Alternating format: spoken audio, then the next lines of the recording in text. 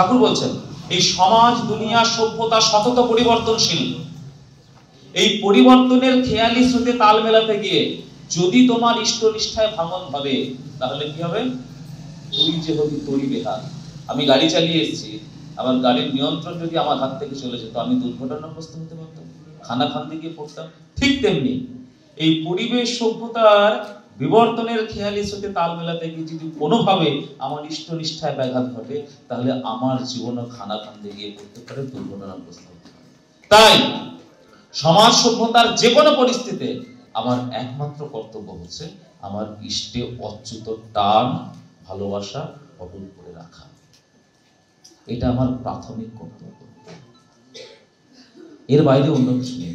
যে কোনো পরিস্থিতিতে মানুষের জীবনে একটা মূর্ত সত্তা দরকার, একটা জীবন্ত সত্তা দরকার। শ্রী ঠাকুর বলছেন, আমি ক্লাস 6-এ পড়ি, ইংরেজির মাস্টার মশাই লাহিড়ী বাবু ইংরেজি বই পড়াতে পড়াতে পড়ালেন কি, do unto others as you wish to be done by. তুমি তেমনটা করো যেমনটা অন্যের থেকে পেতে প্রত্যাশা করো। যে শ্রী ঠাকুরের জীবনবাদ সহস্র শতাব্দী ধরে পরম্পরা ধরে মানুষকে জীবনের কল্যাণের মঙ্গলের পথ দেখাবে, সেই ঠাকুর বলছেন এই লাইনটা আমার জীবনে গভীর রেখাপাত করেছে কি, তুমি তেমনটাই করো যেমনটা অন্যের থেকে পেতে প্রত্যাশা করো। আমরা প্রত্যেকটা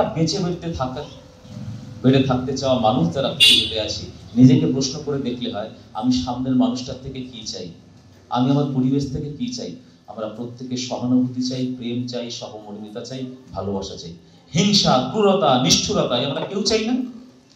ঠাকুর বলছেন তুমি তেমনটাই করো যেমনটা অন্যের থেকে পেতে প্রত্যাশা করো।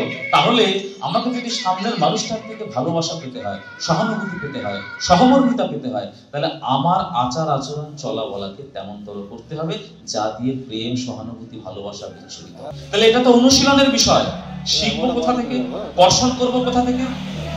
কাদার সঙ্গে পিঠ ঘষলে গায়ে কাদা লাগবে, কয়লার সঙ্গে পিঠ ঘষলে গায়ে কয়লা লাগবে। আমার চরিত্রে প্রেম লাগবে, ভালোবাসা লাগবে, তাহলে এমন একটা জায়গা তো দরকার যেখানে আমি বর্ষণ করবো আমার চরিত্রের। তাই সেই প্রেমের ভালোবাসার ঘনীভূত রূপ দয়া করে দয়া পরবশ হয়ে তিনি আসেন। তার সান্নিধ্যে সাহচর্যে থাকলে মানুষের জীবনে চালন চরিত্র চালাবালা গুলো এমন হয় যা দিয়ে ভালোবাসা বিচ্ছুরিত হয়। আর এই সৎসঙ্গের ফান্ডামেন্টাল ফ্যাক্ট হচ্ছে প্রেম আর ভালোবাসা। আপনি যাই বলেন, বিষয়টা হচ্ছে ঠাকুরকে নিয়ে গবেষণা হচ্ছে। গবেষণার দুটো ক্ষেত্র আছে, দুটোই গুরুত্বপূর্ণ। কি? একটা হচ্ছে একাডেমিক্যাল গবেষণা হচ্ছে, পুঁথিগত গবেষণা হচ্ছে, ইনস্টিটিউশনাল গবেষণা হচ্ছে। এটার প্রয়োজন আছে। সব থেকে প্রয়োজনীয় আমার জীবনটা তার চর্চার ক্ষেত্র হয়েছে কিনা। আমার তার চর্চাটা কি শুধু মৌখিক, বৌদ্ধিক, জীবনের সঙ্গে তার কোনো সম্পর্ক থাকবে না? তা যদি না হয় তাহলে সবটাই ব্যর্থ। গত বছর এলপট শ্রীধরনগরে একটা মন্দির আছে, সেখানে উৎসবে গেছি, মাতৃ সম্মেলন চলছে, ওখানে মায়েরা আছেন, একটি অল্প বয়সী মা। আমি পুরো কথা মনে নেই কি বলে, এমন একটা লাইন বললো আমার পুরো চিন্তাটাকে গ্রাস করে নিল। ছোট্ট একটা কথা, আমার ওইটুকুই মনে আছে। সেই ছোট্ট মাটি বলছেন ঠাকুরের যাবতীয় নীতিবিধি যতদিন না আমার অভ্যস্ত সংস্কারে রূপ পাচ্ছে ততদিন আমি ঠাকুরকে ভালোবাসতেই পারবো না। তাই ঠাকুর সত্যনারায়ণ বলেছেন তোমার আকাঙ্ক্ষিত মঙ্গল অভ্যস্ত সংস্কারের অন্তর্গত আছে। তুমি যে মঙ্গল চাও, তুমি তোমার অভ্যাসটাকে সেই পথে নিয়ন্ত্রিত করে দাও। ওই অভ্যস্ত সংস্কার তুমি যেমন মঙ্গল চাও তোমার জীবনে তেমন করে। তা যদি না হয়, তা যদি না পারি, তাহলে মঙ্গল থেকে আমি শতহস্ত করি। আমাকে এটা সহজভাবে বুঝতে হবে। আমরা সবাই মুখস্থ করেছি, প্রশ্ন আমার অস্ত যা প্রভু যুক্তি সরে তোমার ব্রত করব পালন মরণ স্তব্ধ করবে না, সবাই মুখস্থ করেছে। আর আমরা এমনই বুঝি ঠাকুরকে নিয়ে চলতে গেলে প্রশ্নবাদ দিয়ে চলতে হয়, যুক্তিবাদ দিয়ে চলতে হয়, সহজভাবে চলতে হয়, আমরা এটাই বুঝি। কিরণ ব্যানার্জি আমাদের ইসাপুর রাইফেল ফ্যাক্টরির ভূতপূর্ব ম্যানেজার, ভারত সরকার থেকে পদ্মশ্রী পুরস্কার পেয়েছিলেন, ঠাকুরের সভাপতি ব্যক্তি, এই ইসাপুরেই থাকতেন। আশ্রমে গেছেন, ঠাকুর তখন পাবনায়, পথের মধ্যে ঘুরে বেড়াচ্ছেন। এখানে পথের মধ্যে কোনো একটা জায়গায় ঋত্বিক আসাদ দিলে কৃষ্ণ পর্যন্ত ঋত্বিক আসাদে বলছেন, কিরণদা আপনি ব্যস্ত মানুষ, ভারত সরকারের অনেক দায়িত্ব গুরুত্বপূর্ণ পদে আছেন, আপনি আশ্রমে আসতে পারেন না খুব একটা, এসেছেন যখন ইতি না করে ঠাকুরের কাছে গিয়ে বসেন, কোনো প্রশ্ন থাকলে ঠাকুরকে করেন এই সুযোগে।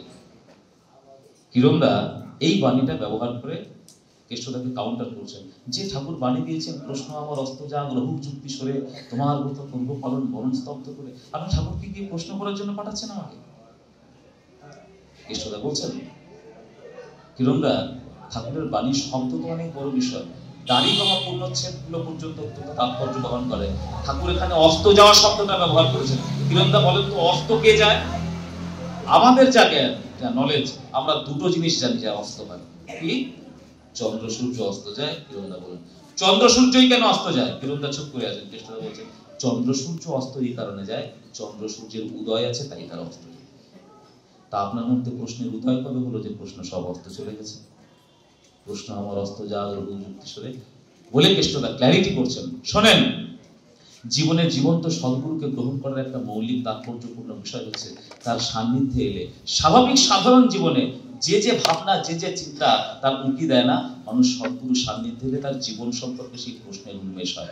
আর তার সান্নিধ্যে তার অনুযায়ী চরণে চলতে চলতেই তার বোধের এমন বিকাশ হয়, সে প্রশ্নগুলোর মীমাংসাও হয়ে যায়। এই প্রশ্নের উদয় আর প্রশ্নের মীমাংসার উদয়াস্তের ক্রমবর্ধমান চলায় জীবন যখন সম্পূর্ণ প্রশ্নহীন হয়, তখন ওই মৃত্যুকে ঠেকিয়ে রেখে তার ব্রত পালন করার যোগ্যতায় আমরা উত্তীর্ণ হই। তখন এই বাণী সার্থক।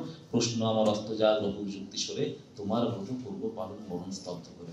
আজকে আরেকটা উৎসব ছিল ওই মুকুন্দপুরে, সেখানে ছিলাম। আজকের এখানে এবার যেখানে যাচ্ছি একটা খুব বেদনাদায়ক বিষয়, প্রচুর মানুষ আসছে এখন উৎসবগুলোতে। এটা বেদনাদায়ক বিষয় না, বিষয় হচ্ছে দাদারা মায়েরা যে আগ্রহ যে কৌতূহল নিয়ে আসছেন, বাড়ির ছেলে মেয়েগুলো কেন আসছে না, কেন থাকছে না? আমি যে আগ্রহ নিয়ে ঠাকুরকে নিয়ে চলছি, সেই আগ্রহকে আমি তাদের মধ্যে সঞ্চালিত করতে পারছি না, কেন পারছি না? এই প্রশ্ন করতে হবে। এখানে মায়েরা আছেন, আমি মাইথোলজি দুটো ক্যারেক্টারের কথা বলি। আপনারা ভক্ত প্রহ্লাদের নাম শুনেছেন? শুনেছেন তো? এখানে আমরা হরিবাসরে বসে আছি। ভক্ত প্রহ্লাদের মায়ের নাম কি? কয়াদ। ঠিক। আরেকটা ক্যারেক্টারের নাম কি? আপনারা রাবণের নাম শুনেছেন? রাবণের মায়ের নাম কি? নিকষা। নিকষা। কেন বললাম কথা দুটো? ভক্ত প্রহ্লাদের বাবা ছিল রাক্ষস হিরণ্যকশিপু। আর রাবণের পিতৃ পরিচয় জানেন? রাবণের বাবা ছিলেন বিশ্ববরেণ্য মুনি, মুনি শ্রেষ্ঠ বিশ্বস্তবা মুনি। আচ্ছা, রাক্ষস হিরণ্যকশিপুর ছেলে ভক্ত প্রহ্লাদ হলো, আর ঋষি বিশ্বস্তবা মুনির ছেলে রাক্ষস রাবণ হলো। এই পাটিগণিত বীজগণিত কোন গণিতই তো মেলার কথা। কেন এরকম হলো? হিরণ্যকশিপুর রাক্ষসের ছেলে ভক্ত প্রহ্লাদ হলো, আর বিশ্বস্তবা মুনির ছেলে রাক্ষস রাবণ হলো। এরকম কেন? এখানে একটা টুইস্ট আছে। সেই টুইস্টটা হচ্ছেন আপনারা মায়েরা। কারণ ভক্ত প্রহ্লাদের মা কয়াধুর মতো একটা মা ছিল, যার জীবনে আদর্শ ছিল, যার জীবনে হরিভক্তি ছিল। এই আদর্শ প্রাণ নারীরা, মায়েরা জগতে সব অসম্ভবকে সম্ভব করতে পারেন। তাই হিরণ্যকশিপুর মতো রাক্ষসের মাধ্যম থেকে ভক্ত প্রহ্লাদকে পৃথিবীতে এনেছিলেন। মা নিকষার জীবনে সব ছিল, বিশ্বস্তবা মুনির মতো পতি ছিল, শুধু জীবনে আদর্শ ছিল না, পৃষ্ঠ ছিল না। সেই জন্য তিনি বিশ্বস্তবা মুনির মতো পতি পেয়েও সেখান থেকে রাক্ষস রাবণকে নামিয়েছেন, এর বেশি কিছু করতে পারেননি। তাই এর মধ্যে দিয়ে এটাই বোঝা যায়, মায়েরা সহজ সিদ্ধ ভাবে তারা এই সম্ভাবনা নিয়েই পৃথিবীতে আসেন। পৃথিবীতে যেখানে যত বৈচিত্র্য ঘাটতি আছে, সেখান থেকেও তারা শুভকে, কল্যাণকে, মঙ্গলকে প্রসব করতে পারেন। এই সম্ভাবনা, এই শক্তি প্রত্যেকটা মা নিয়েই পৃথিবীতে আসেন। তাই মা কয়াদ হিরণ্যকশিপুর থেকে ভক্ত প্রহ্লাদকে নামিয়ে এনে দেখিয়েছে। সেই সম্ভাবনা আমাদের প্রত্যেকটা মায়েদের মধ্যে আছে, প্রত্যেকটা মায়ের মধ্যে। এই অসীম সম্ভাবনা নিয়ে, শক্তি নিয়ে আমরা কেন পারবো না আমাদের পরম্পরাকে, ছেলে মেয়েদেরকে ঠাকুরের পথে আগ্রহী করে তুলতে? আজকের যুব সমাজের মধ্যে সব থেকে বেশি ক্ষতিকার যে কারণটা আছে অবসাদ, ডিপ্রেশন। শিক্ষা আছে, যোগ্যতা আছে, চাকরি নেই, উপার্জন নেই, সমাজ থেকে তার মর্যাদার রিফ্লেকশন হচ্ছে না, ছেলে মেয়েগুলো ডিপ্রেশনে চলে যাচ্ছে। মোবাইলে মাথা ঘুরে আছে, অন্য সঙ্গে আছে, অন্য দোষে আছে, রিহাবে যাচ্ছে, ক্লাবে যাচ্ছে, কিন্তু তারা এর একটাই কারণ, অবসাদ থেকে মুক্তি পাওয়ার জন্য ওই পথ বেছে নিয়েছে। এখানে ডাক্তারবাবু আছেন। আজকের বিজ্ঞান, দার্শনিকরা, সমাজনীতিবিদরা সব থেকে বেশি চিন্তান্বিত অবসাদ নিয়ে আজকে 2024 সালে।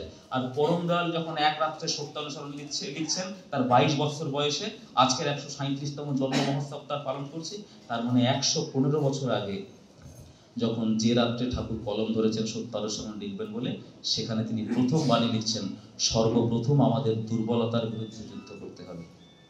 পাপের জ্বলন্ত প্রতিমূর্তি দুর্বলতা, তারাও যত শীঘ্র পারো এই অবসাদ উৎপাদন।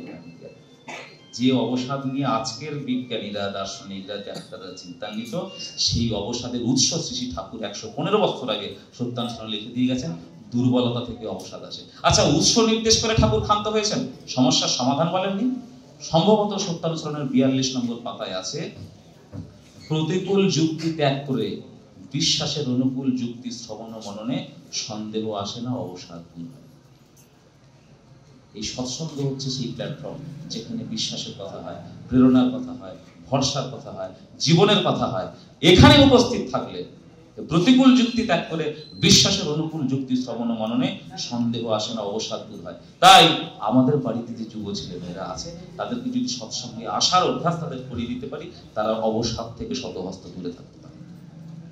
এই জীবনের মরকজ, এই জীবনের সহজ লওজিমা আমি যদি জীবন দিয়ে ঠাকুরকে অনুভব করতে না পারি, এই যে কথা বলছিলাম, উৎসব কেন করি, মন্দির কেন করি? মন্দির না থাকলে শ্রী ঠাকুর অনুকূল চন্দ্রের ব্যক্তি মর্যাদা সম্মান কিছু ক্ষুণ্ণ হবে? ঠাকুর ঠাকুর থাকবেন না? এই উৎসব না করলে ঠাকুর ঠাকুর থাকবেন না? ঠাকুর ঠাকুরের জায়গায় ঠিকই থাকবেন। আমার কি সাফল্য এতে? আমার পাওয়ার কি আছে এখানে? একটা মন্দির যেখানে নির্মাণ হচ্ছে, আমি মন্দিরের জন্য যাচ্ছি মানুষের কাছে, মন্দিরের জন্য করছি, ঠাকুরের জন্য করছি, ঠাকুরের কথা বলছি, ঠাকুরের জন্য পরিশ্রম করছি, ঠাকুরের জন্য ক্লেশ সুখপ্রিয়তায় অভ্যস্ত হয়ে উঠছি। এইটা করতে করতে আমার হৃদয়ে ঠাকুরের একটা আসন তৈরি হয়। আর এই আসনে বসবেন বলেই তিনি আমাদের দিয়ে ওই আসন পাথরের বেদিমূল নির্মাণ করাতে চান। যতক্ষণ না আমার হৃদয়ে তার আসন তৈরি হয়, ততক্ষণ এই আসনটা আমার জন্য মূল্যহীন। তাই উৎসবের সার্থকতা সেখানে, আমি উৎসব করছি, সৎসঙ্গ করছি, সমষ্টি মিলেমিশে ঠাকুরকে নিয়ে আনন্দ করছি, দিনের শেষে আমি ঠাকুরকে অনুভব করতে পারছি কি?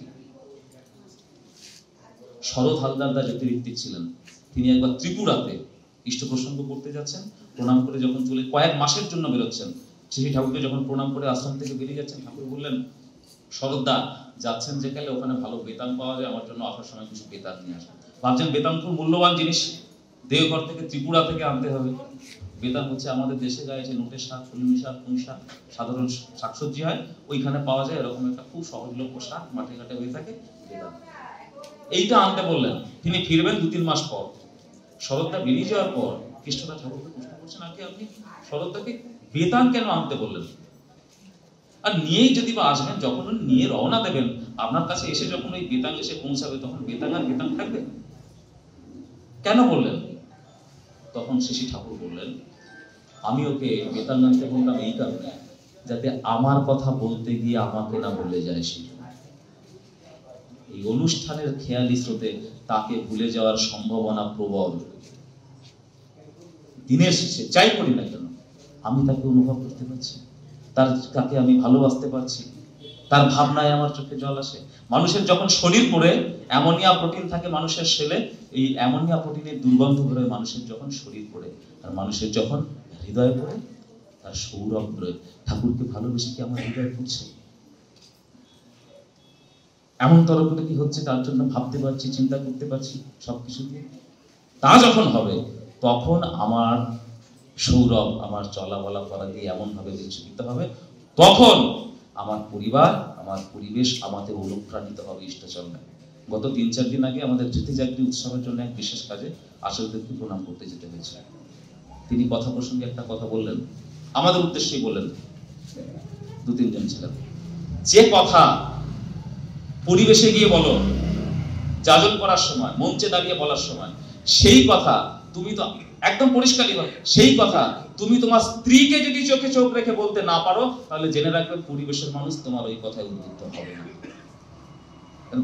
সুপারলেটিভ ভঙ্গিতে তিনি বলেন, যে কথা আমি এখানে দাঁড়িয়ে বলছি, এই কথা যদি আমি তো যেখান থেকে এসেছি এখান থেকে 80 কিলোমিটার দূরে, আপনাদের কজনের সঙ্গে আমার ব্যক্তিগত সম্পর্ক আছে, এখানে সাদা পোশাক পরে, ধুতি পরে আধ্যাত্মবাদের কথা, জীবন দর্শনের কথা, ভালোবাসার কথা যা বলবো আপনারা সবাই শুনবেন, কারণ এই বিশ্বাসে আমি ঠাকুরের মানুষ।